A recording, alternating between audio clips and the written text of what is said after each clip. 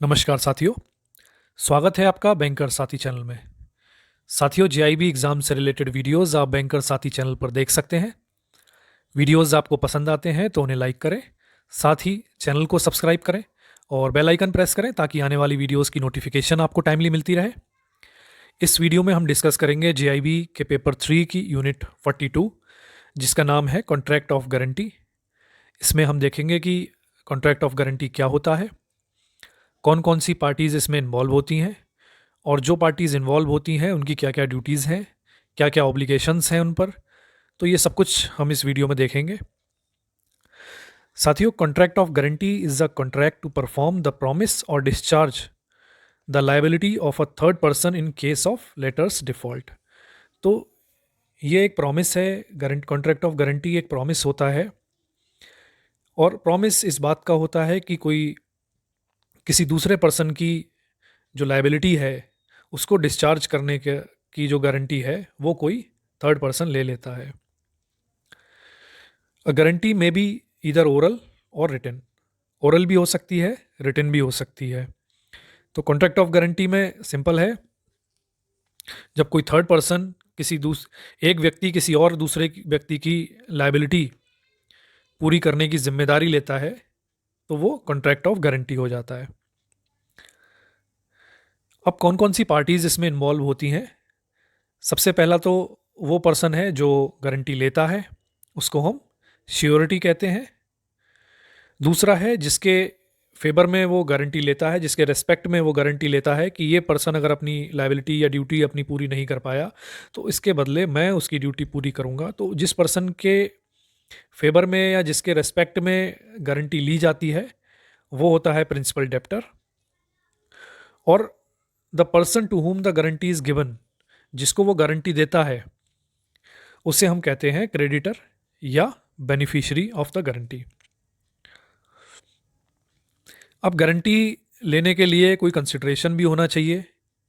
अब कंसिडरेशन कोई भी एनीथिंग डन और any promise made for the benefit of the principal debtor is a sufficient consideration to the surety for giving a the guarantee.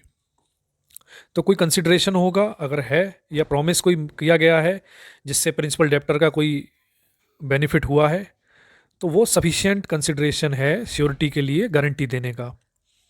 इसको एक example से समझते हैं। जैसे कोई मिस्टर ए है, उन्होंने कुछ सामान खरीदा है, वो बायर हैं, उन्होंने कुछ सामान खरीदा है मिस्टर बी से, मिस्टर बी सेलर हैं। तो और बी से ये वादा किया है ए ने कि मैं 6 महीने बाद आपको पेमेंट करूँगा। अब मिस्टर बी कहते हैं ए से कि मुझे आप पे भरोसा नहीं है, आपकी जो क्रेडिट वर्दीनेस है वो इतनी अच्छी नहीं है, मैं आपको जानता नहीं हूँ, मैं आप पे कैसे भरोसा करूँ कि आप 6 महीने बाद मेरा पेमेंट करोगे। तो मैं आपको दे दूंगा सामान, लेकिन उसके बदले में मुझे किसी ऐसे व्यक्ति की गारंटी दिलवाओ जिस पे मैं भरोसा कर सकूं। तो मिस्टर ए जाते हैं मिस्टर सी के पास, और मिस्टर सी जो हैं वो काफ़ी रेस्पेक्टफुल पर्सन है, उन पे सब लोग ट्रस्ट करते हैं। तो मिस्टर सी से वो रिक्वेस्ट करते हैं कि आप मेरी गारंटी ले लीजिए और मिस्टर बी को ये भरोसा दिलाइए कि मैं उनका पेमेंट समय पे करूँगा। तो मिस्टर सी जो हैं वो मान जाते हैं इस बात पे, और मिस्टर बी से कहते हैं कि आप ए को सामान दे दीजिए, पेमेंट 6 महीने बाद ही आपको कर देंगे, और आपको घबराने की ज़रूरत नहीं है, अगर ये किसी वजह से डिफ़ॉल्ट करते हैं तो इनकी गारंटी मैं लेता हूँ, इनके बदले मैं पेमेंट करूँगा। तो कंसिडरेशन यहाँ पे हुआ जो सेल ऑफ गुड्स हैं, जो उधार में सामान दिया गया है मिस्टर ए को बी के द्वारा, तो वो कंसिडरेशन हुआ। और कंसिडरेशन के बदले में गारंटी ली है श्योरिटी ने। तो श्योरिटी कौन है? मिस्टर सी, जिन्होंने गारंटी ली है।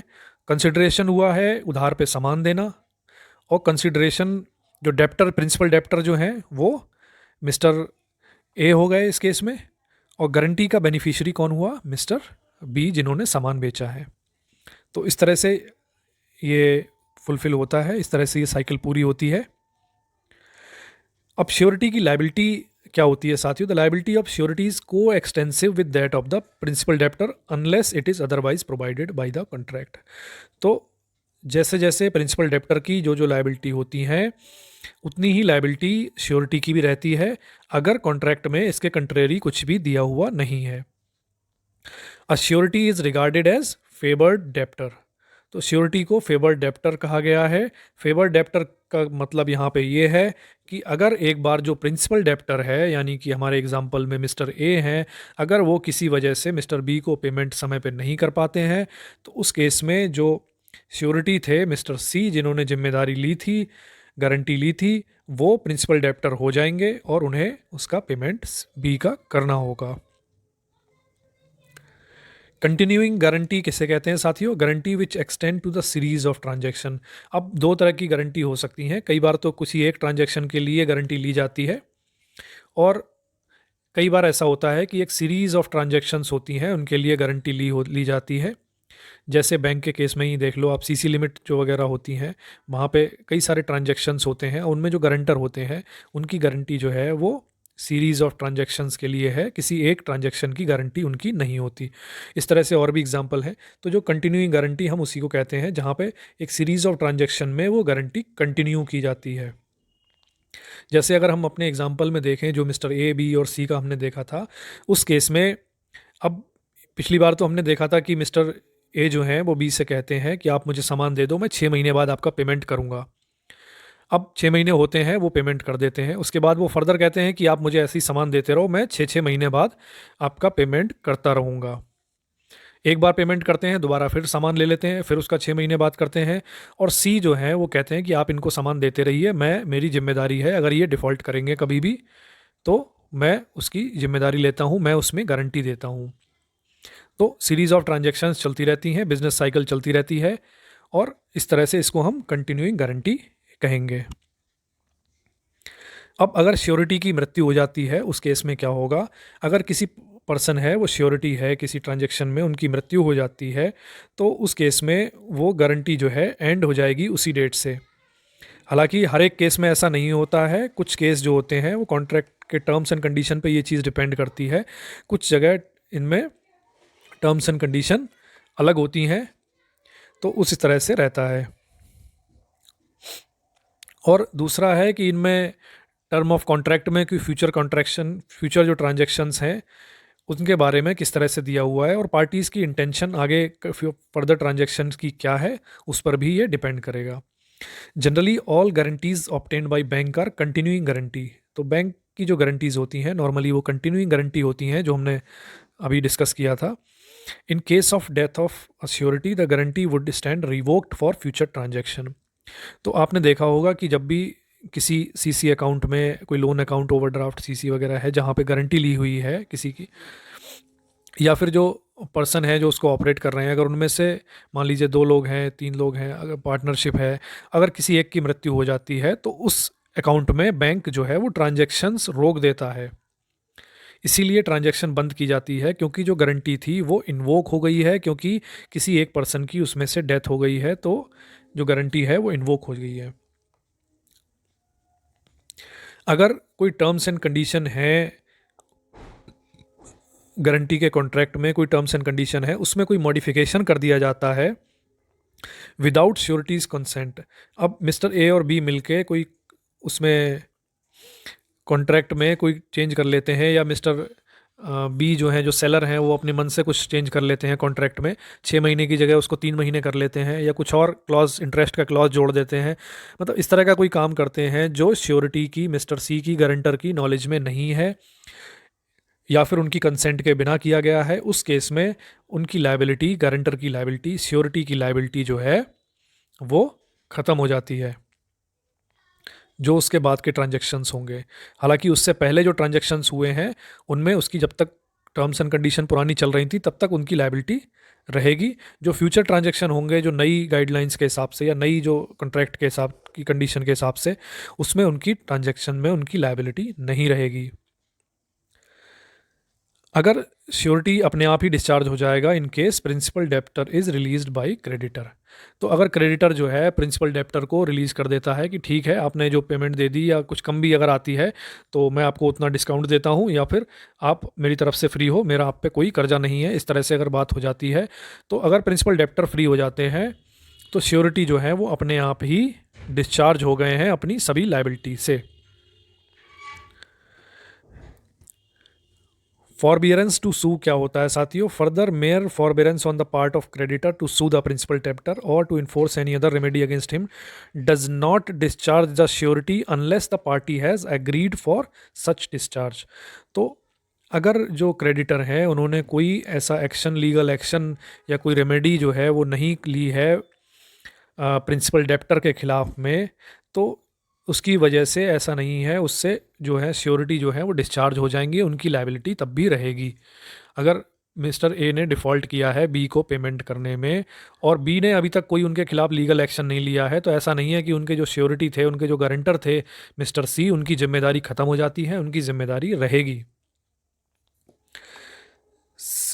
जो भी श्योरिटी है उसके पास पूरा अधिकार है कि जो भी सिक्योरिटी है क्रेडिटर के पास में अगेंस्ट प्रिंसिपल डेप्टर, उसका वो फ़ायदा उठा सके, उससे वो बेनिफिट ले सके, क्योंकि अल्टीमेटली लाइबिलिटी उसकी है, उसने पेमेंट करना है डिफ़ॉल्ट के केस में। तो अगर वो प्रिंसिपल डेप्टर के जगह रह के अगर वो डिफ़ॉल्ट पेमेंट करता है तो उसकी जो एसेट्स होंगे उन पर भी उसका अधिकार होगा, उसके पास पूरा अधिकार होगा कि वो उन एसेट्स से अपनी रिकवरी कर सके। और ऐसे किसी एसेट में अगर ऐसे किसी एसेट को जो है, जो प्रिंसिपल क्रेडिटर जो है यानी कि जो क्रेडिटर है वो अगर कोई लूज़ कर देता है ऐसी सिक्योरिटी, उस केस में श्योरिटी जो है उस अमाउंट तक डिस्चार्ज हो जाएगा जिस वैल्यू की वो सिक्योरिटी थी। यानी कि प्रिंसिपल जो डेप्टर है उसकी जो भी प्रॉपर्टी है या जो उसकी जो सिक्योरिटी है उस पे अधिकार किसका हो जाएगा? उसके पे अधिकार हो जाएगा श्योरिटी का। अगर उसने उसके बिहाफ पे लाइबिलिटी उसकी जो है वो पे की है तो सिक्योरिटी पे भी अधिकार होगा, उसकी पूरी जिम्मेदारी होगी या फिर उसके पास अधिकार होगा कि वो उससे अपनी जो है, जो उसने पे किया है उतना अमाउंट वसूल सके। कोई भी गारंटी जो कि मिस रिप्रेजेंटेशन की वजह से ली गई है और मिस रिप्रेजेंट करके प्रॉपर फैक्ट जो है वो गारंटर को नहीं बताए गए हैं, श्योरिटी को नहीं बताए गए हैं, मिस रिप्रेजेंटेशन किया गया है क्रेडिटर के द्वारा, तो उस केस में जो गारंटी है वो इनवैलिड मानी जाएगी। उस समय लाइबिलिटी श्योरिटी की कुछ नहीं होगी। Implied promise by the principal debtor to indemnify the surety. तो एक इम्प्लाइड प्रॉमिस होता है हर एक कॉन्ट्रैक्ट की guarantee of contract of guarantee में there is an implied promise by principal debtor to indemnify surety. तो अगर नहीं भी कहीं लिखा हुआ है तब भी ये इम्प्लाइड है कि प्रिंसिपल डेप्टर की ये जिम्मेदारी है कि वो क्षतिपूर्ति करेगा, इंडेमनीफाई करेगा किसको?